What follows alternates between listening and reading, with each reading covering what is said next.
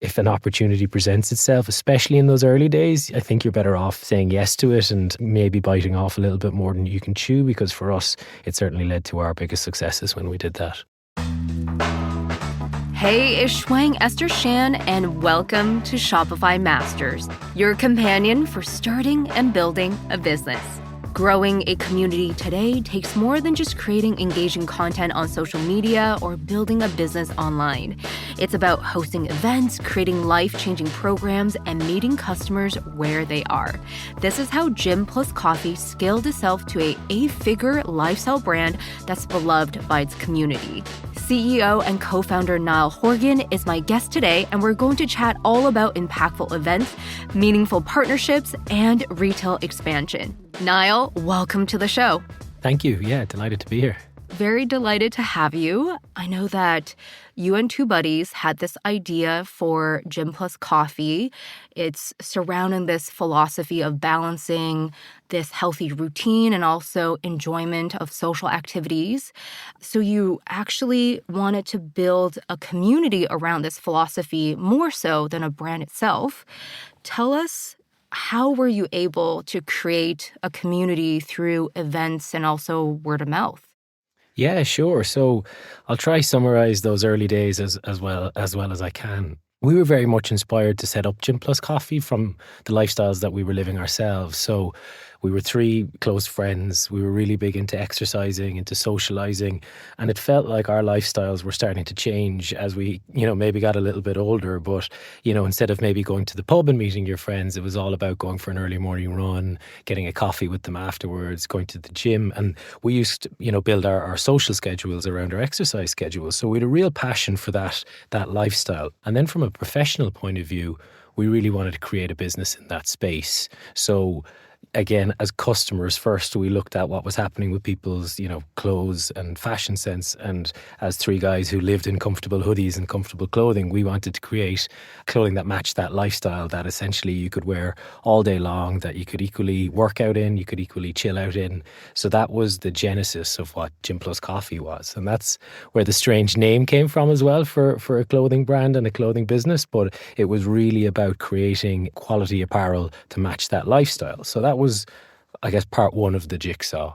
And part two was, how do we, not only create this business, but really have it powered by the community that it's aimed at. So what we wanted to do is, of course, make premium product that matches this lifestyle, but two, use our brand and our business to inspire people to get out there, to exercise, to socialize, and to essentially live the lifestyles that we were finding so positive. So when we go back to those early days, we had our first products made at this stage, and what we wanted to do is try spread word of mouth about the brand and the business. So when budgets were tight and creativity was high, we wanted to practice what we preach. So we were a brand, again, that wanted to encourage people to get out, exercise and socialize. So we went on this journey of creating all these different meetups and gatherings right across Ireland and the UK for people to come out on a Sunday morning to do a yoga in a park, an exercise class, a HIIT class, whatever it might be, meet new people, grab a coffee and hang out afterwards. And that really, I suppose, gave the brand that level of authenticity, which was hugely important to us. And that certainly was there right at the beginning and has carried on through our 7 years since then. I think it's also so smart because there are so many clothing brands, fashion brands, athleisure brands, and it is very hard to differentiate and take people out of their purchasing routines to try something new. So by interacting with them, hosting events, you were able to connect with them on a personal level. For you, what is on your checklist for a successful event? Yeah, so we looked at it, again, we're customers first, so, and we're community members first. What type of events do we want to go to? So we wanted one that had a couple of components to it. One, there was an exercise factor to it, so that's the gym part. And then there was a social factor to it, which is the coffee part. And then thirdly, we wanted to be, again, the brand in the middle of that helps connect people in that event. So we often think about that. We want Gym+Coffee to be a real welcoming and inclusive brand and business. So I think we've all been to events over the years where you go, you mightn't know people. It's a little bit awkward. You kind of might feel a little bit uncomfortable. Maybe you're going to your first ever fitness class or, something like that. We wanted to try break down those barriers immediately. So what we over sort of emphasized was a real welcoming feel when people would come to those events that we would put on. So we'd make sure that we'd go over, we'd welcome people, we'd introduce them around. We'd tell them a little bit about us, but also find out a little bit about them. And I think we talk about it a little bit, that there is a lot of brands in the athleisure space and they're all got, different qualities to them. But if we were, if Gym+Coffee was personified in a person, it would be the first person to welcome you to, a fitness class as you come in the door.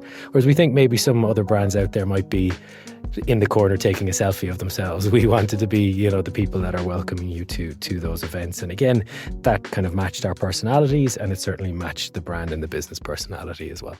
For listeners who are early on in their journey and they're thinking about hosting events, but they have maybe limited budgets or they feel like it's a big time commitment, what would you say to them?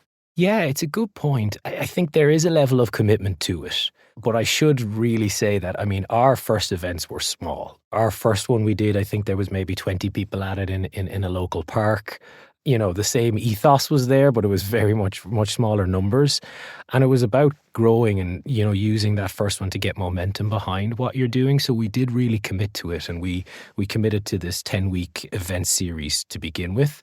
So the first one started with 20. And by the time we reached our 10th week, I think we had about 300 people in a local park, meeting and exercising and hanging out. So there was an element of just sticking with it and getting that momentum behind what you're doing.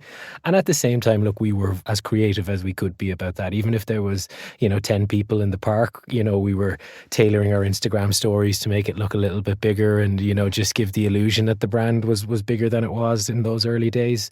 And that again gave us a little bit of confidence that even if you're nervous that nobody or only a handful of people will show up, you can still certainly, tell the story that you'd like to at the same time.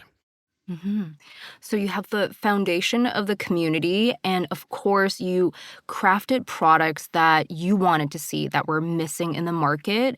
How did you go about finding manufacturing partners that were right for you and actually taking in feedback and creating those pieces that you wanted to see? Yeah, it's a really good question because came at this again with a huge passion and professional ambition, but maybe not the expertise in that space. So there was a lot of learning on the job.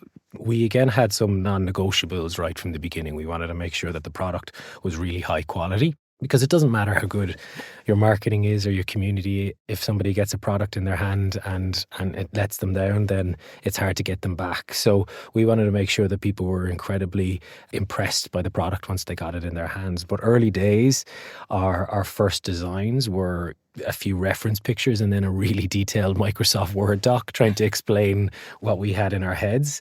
But we took it step by step. What we wanted to do first is, again, create a product that we felt captured the lifestyle, and we started with just a hoodie. So a zip-up hoodie was our very first product. It captured that lifestyle. It felt it's a product you put on first thing in the morning and it's on you late in the evening. You can wear it to the gym afterwards, chilling out in a cafe. It just really encapsulated everything. So we started with that one product. We scoured the internet to find some manufacturers. We got, tens and tens of different samples in, and we found one that we were really happy with. And then what we've done since then is never stop pushing and never stop innovating on that. As we've grown over the last 7 years, we've certainly moved up in manufacturing partners over that period. We've gone on the road. We've taken, hundreds of flights to meet these partners and to make sure that the quality always matches up with what we wanted.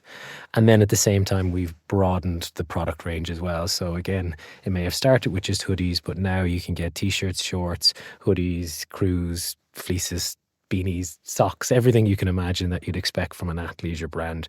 But from us, again, the final thing is that it does still match that lifestyle. So the products are aimed again at either working out or chilling out or both. And I feel like manufacturing has just like a million little pieces you're trying to figure out. And I understand for the initial launch, there was a little bit of a hiccup. You got to tell us that story and how you worked through that. Yeah, it's funny as you look back, you kind of think, how did we even get this far? Because we intended to launch the business in December 2016. in time for Christmas and gifting and all this time of year. But we greatly underestimated how long the logistics of getting the product manufactured and delivered to us would take. So we missed Christmas. Product arrived in the middle of January, and we actually launched the business on the week of Blue Monday, which is essentially one of the, more toughest time of the years for everyone. Their Christmas credit card bills come through. They're all feeling a little bit down after the Christmas period. It's certainly not the best time for launching a new brand and trying to get people shopping or inspired. But at the time, we were completely driven by just, passion and enthusiasm. So we quickly put that aside and just kind of kept on with the business. And thankfully, friends and families and mums and dads supported us in early days buying those first couple of products. And that, again, just gave us the momentum we needed. And that helped us power us through that first few months and that first year until then, we started to take things seriously. I'm such an intense optimist. I view that as like maybe in January, this is like people get into a healthy routine. They also want to buy things for themselves. I completely am like that as well. And just feel you're like, yeah, this could be good. This could work. And it's only when you look back now and you look at even some of those early, images, again, everything was very scrappy at the time and the website was pre-Shopify, pretty clunky, so this was a kind of a real figuring out period for us. But again, if anybody's listening and is at that stage of their business, I think, just give yourself those little wins and take them as they come, because it never gets sort of easier, but it's nice to feel that you've accomplished bit by bit as you go. And you really need that optimism because you had a very sought-after tech career working for Twitter and Slack. What was going through your mind when you were making that decision to actually pursue Gym+Coffee full-time? Yeah, I was incredibly lucky with my career before Gym+Coffee. And like you said, spent a long time with some amazing tech companies like Twitter and Slack and, saw and got inspired by that startup world. But always had that hunger and drive to do something myself. And I suppose the approach I took to it was that, okay, let's get Gym+Coffee off the ground first and see, do we have something? So I ran it as let's call it a side hustle for, I suppose, that first year. Even when we were doing all these events that I've been talking about, that was very much at the weekend and evenings and, worked around my day job. But I really just wanted an excuse to jump into it full time. So as soon as there was anything to go on, I made that decision to leave that, lucrative tech career and start selling clothes on the internet. But to me, it was incredibly impactful. I felt incredibly passionate about it. It was a strange decision because you leave the trappings of that tech world, your free lunches and, all everything that you could ask for. And then, I remember leaving Slack, who I was with at the time, and the very next day I was on the sort of the streets of Dublin flyering for a Gym+Coffee event that we were doing. So it was a bit of a jump, but again, it was thankfully the right decision. And, luckily my wife and friends and family supported me through it, even though now they tell me they think I was mad at the time, but they did at the time, they at least pretended to support me. Just a slightly stark contrast between the 2 days.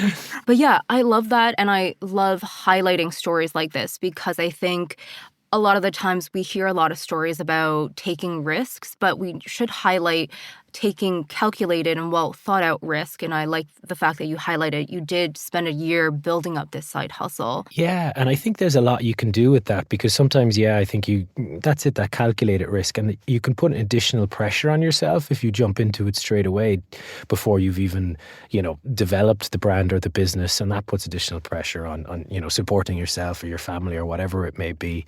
And I think, again, when you're so passionate about something, you can fit a lot of hours into your downtime from your day job. And we certainly did that as well. So, again, events at the weekend and the evening and, all that helped us give us that confidence that we needed to again, jump into it full time. Yeah, and I'm very excited to chat more about partnerships and retail expansion.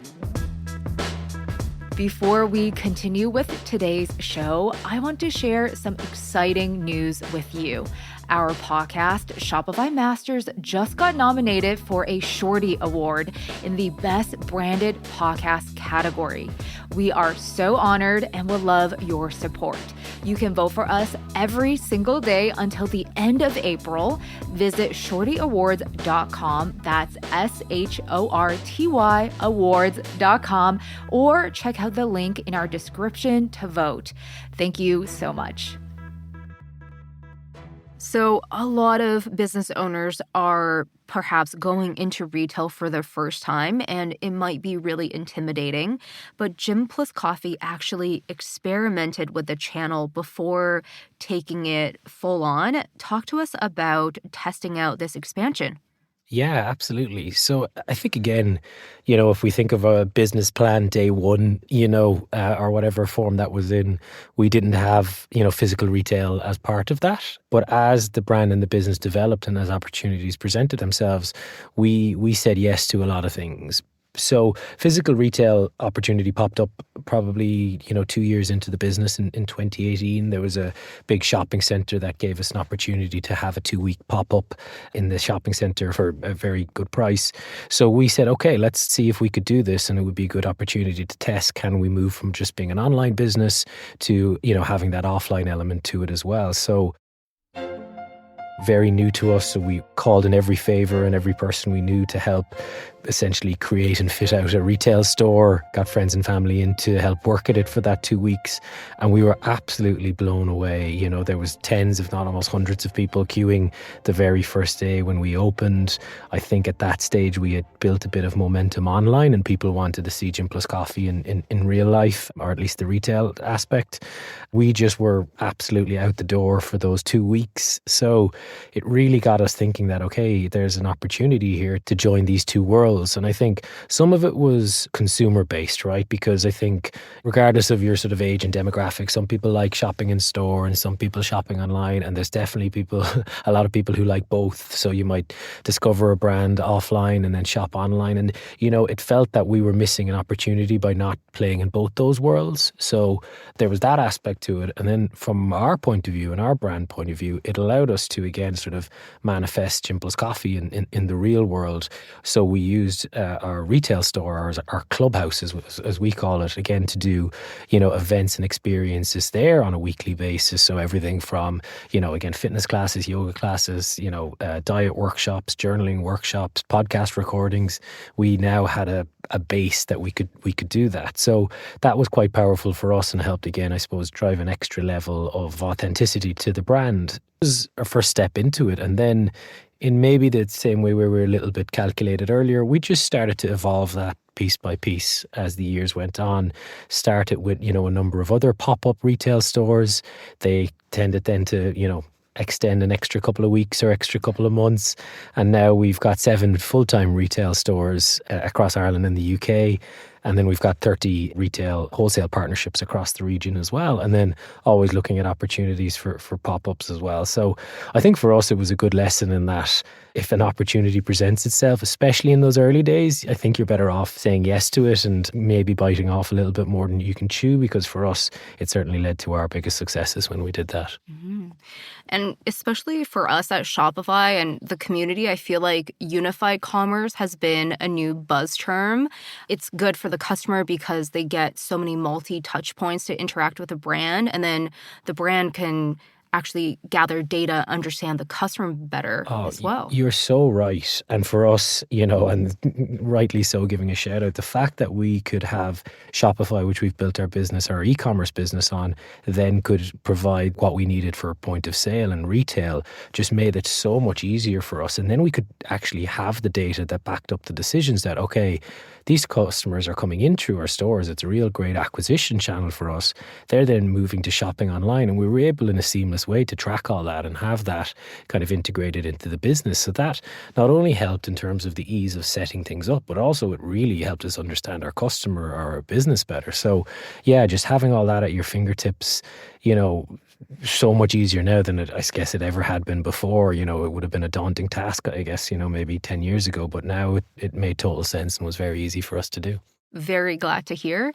Also, last year you celebrated the 6th anniversary of the business with a very, very intense but cool campaign, The Crew. I don't think any brand has put so much dedication into something, and it's a program that literally has changed Yeah. these participants' lives. So tell us more about that. Yeah, it's something we're incredibly proud of. I think as the brand has expanded and evolved over the years, what we wanted to continue to do was double down on community being at the heart of everything that we're doing. And maybe again 5-6 years ago, workouts in the park and fitness classes in stores were innovative, but things have moved on since then. So we really wanted to keep pushing and keep being a brand that was fostering community as much as we can. So to back that up, The Crew was a campaign we started last year where we put out a call to our community to find out if anybody felt that they needed a little bit extra support and help. And what that could have been is physical health, mental health. If they felt just a little bit stuck in their lives or a little bit unfulfilled, we wanted to hear their story and then put them on a program to help improve themselves. So we put that out last year and we were blown away that we had over 1,000 people apply to be on it. So it really opened our eyes that there was a huge need for this. And what we did is we, through interviews and conversations, whittled that down to 8 individuals who really represented that group of 1,000 from all different sort of walks of life and demographics, but all kind of had that shared feeling that they just felt that they could be getting a little bit more out of life. So we put them on an 8-month program where throughout that they had support from Gym+Coffee in the team, but also from experts to do with fitness, health, diet, journaling, mindfulness, and all these. We tried to equip them with all these tools that could help them get greater fulfillment out of their life. And it was an 8-month program, and we documented their stories on our Instagram and on our YouTube, so the community could follow along. And what it really opened up our eyes to is, again, that there's a number of people, just looking to get that little bit more from life, but maybe not knowing where to go to. And also that there's kind of a feeling now that it's tougher to make friends in your 30s and stuff like that than maybe it had been in previous generations. So that was another key theme that came out from it. And again, something we're hugely proud of because we finished it a couple of months ago. And to finish it off, we hiked a mountain in Ireland and got to the top with this group of people. And they all just had this life-changing experience. They really bonded as a group. They really felt that they've, got the tools and the resources they need now to live their lives better. So it's probably, again, like you said, something that we wouldn't usually expect from a clothing brand or a business. But for us, being community powered, we really wanted to make sure that we were continuing to push that as much as we can. So yeah, I'd encourage people to maybe check that out on our YouTube or Instagram. It's really powerful and something that we're really proud to have put together. Mm-hmm. And I think it's a testament to your commitment to the community. And I'm amazed at how the events have evolved and how this program came to be. Another milestone I want to touch on is the fundraising journey. I know there was a round that was $17 million that was successfully closed. And also one of those investors just so happens to be Niall Horgan. Yeah, tell us how that came about. Yeah, so for anyone listening, so my name's Niall Horgan. So we have a high-profile shareholder of Niall Horan, the ex-One Direction pop star. So I tend to be the disappointing Niall that shows up to meetings when people think he's showing up. But it happened really organically. We were opening up our first pop-up store in London where he lived, and we have, through a connection that we knew somebody who could get an email in front of him. So we offered and invited him down to come down to the opening of our pop-up. It was a Hail Mary effort, to see if he could come down. And unbeknownst to us, he had started to hear a lot more about the brand and business. He had a lot of friends who were part of our community. And when the invite came through, he was doing nothing that Saturday, and he came down to our store in Westfield in London, and we got chatting. He was such a good guy and so supportive. And that conversation led to his love for supporting business, especially, mission-driven businesses and especially Irish businesses. And then in turn, he invested and became a shareholder and an advisor to the brand and the business. So a real kind of cool and, moment for us when we see somebody of that kind of level of celebrity, I guess, get behind a brand like ours. He's always just sort of a text away now to give us a bit of a steer on things as whenever we need it. So it was a cool story, but yeah, everyone thinks it was just because we share the same name, but there was a little bit more to it. Yeah. I mean, can you imagine if you zoom back to yourself the first day handing out flyers that you would be doing the campaign like the crew. You'll be working with Niall Horgan. Like, it's so much that has happened in the last 6-7 years. Yeah, it's really nuts. Some of it, you always have huge ambition for your brand and business, and you want it to be the biggest thing in the world, and we that ambition never goes away. But when you do take a minute to look at some of the stuff that we've been lucky enough to achieve over the years, like Niall Horgan or the crew, and we've recently just crossed our 1,000,000th customer, which was a huge milestone for us as well. And you're like, that's crazy. We started with one product with 10 people in a local park, and kind of flying on the streets, and to think that we've grown to that size in that period of time is something that we kind of struggle to get our head around. But the ambition kind of continues, so you just keep pushing. But it is, and we should reflect on it more, and just every so often give a little tap on the back. Yeah. Of course, also at the core of it, your friendship, 3 co-founders.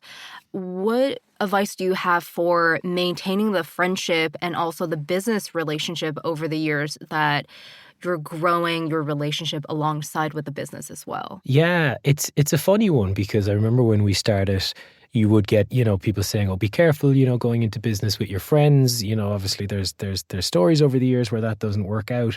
We have had the complete opposite experience of that. I would think it would be so difficult to go into business either on your own or maybe with people you don't know, because I think from our point of view, we've I suppose had that working dynamic, and it's allowed us to take on different roles and combine our strengths over the years. And I don't actually mean that sort of tactically, and you're splitting up marketing and product and operations and stuff, which yes, we are, but more that you can share every step of the journey. So when somebody needs to be the optimistic one, there usually is. When somebody needs to be the realistic one, there usually is. And it's not always on your kind of head to wear all those hats. So sometimes one of us needs a little bit of a pep talk, and sometimes one of us needs a little kick in the ass, and we can play those roles with each other. So I think that's been really kind of important and successful for us over our journey. Look, there's obviously stories where it hasn't worked for everyone, but from my point of view, I don't know how anybody could do this on their own. I think it would be a lot of emotions to have on your shoulders the whole time. Yeah. Kind of zooming out of that, you've also grown a very large team, members in retail, members at headquarters. Have you taken your experience from tech and companies you've been with and instill some of those values in building team cultures? Yeah, I think unintentionally did that. I don't think I ever sort of sat down and did it, but now when I again reflect back, we've a team of probably 120 people now, and growing. And certainly when I look back at my time at Twitter and Slack and stuff like that, I really found that such an inspiring time that I've certainly tried to inspire the team that works for us. So it not only comes from just working in that startup high, fast-paced environment, which is addictive. You do get a buzz from that. But I think what we've tried to do is instill the kind of same values that I had at Twitter and Slack, where you were given a lot of empowerment in your role. You were given a lot of responsibility, and it was less dependent on your title, but more on were you able to juggle that amount of work. And from our point of view, we've hired some amazing people, probably young and early in their career, and now they're running big parts of our business because everything we've thrown at them, they've been able to sort of pick up and run with it. And I think that in turn has allowed them to get a lot of satisfaction and fulfillment from their role, where they can see the impact they're having on a daily basis. So again, it's less about their stage of career, but more that they're able to take that amount of work and do it, and then see that have an impact on the business. So I think that's something that's really kind of fed into the culture in our side of things. We talk about that relentless nature a lot, so we do pride ourselves on being inclusive, but there is that sort of relentless determination and drive within the culture at Gym+Coffee as well, and that matches, I suppose, the ambition of the team that we've hired. So yeah, there's definitely been good parts of my career before Gym+Coffee that have a foothold in Gym+Coffee too. Yeah, great to hear. And I think the community continues to grow. You're also secured with this new funding. What are you looking forward to? Retail expansion, international markets for the next chapter of growth? Yeah, it is. It does feel like we're kind of at that next stage of our journey, as I said, we've just crossed 1 million customers, which is something that, is again hard to get your head around. And what we're looking to do now is really internationalize Gym+Coffee. We've been lucky to have a good, strong core business in Ireland and the UK, and what we are looking at now is taking that to new and international markets. Our model has kind of changed and grown over the years, where we've got our strong e-commerce businesses powering the kind of majority of what we do. We have our physical retail stores, and now in the last kind of year, we've also started to have retail partnerships with some amazing retailers out there, the likes of Very and Debenhams and Next, and a couple of really high profile retail partners. So as we look to expand internationally, we want to bring at least some of those channels to those areas, be it the online, the retail, and the wholesale side of things. So at the moment, we're close to closing our first distribution partners in the Middle East and in Asia, and we're looking to add a couple of more over the next 12 months as well. So that's really exciting for us again, when we start to see Gym+Coffee moving from just being part of Europe to actually a global brand and business for us. So yeah, the ambition continues to grow alongside the business. Amazing. Well, very excited to see all of the chapters of change and growth. Thank you so much for joining me today, Niall. Yeah, you're very welcome. Thanks to Shopify for being such a good partner over the years. That's Niall Horgan, the CEO and co-founder of Gym+Coffee. This episode of Shopify Masters is recorded at Wardour Studios with the help of Tom Barry. Our show is produced by Gogo Zoger and Megan Coyle. Our engineers are Matt Shorts and Miku Betlam. Benjamin Gottlieb is our managing producer, and I'm your host, Shuang Esther Shan. Come hang out every Tuesday and Thursday for brand new episodes. And if you're still listening, go share this episode with another entrepreneur. We'll catch you next time on Shopify Masters.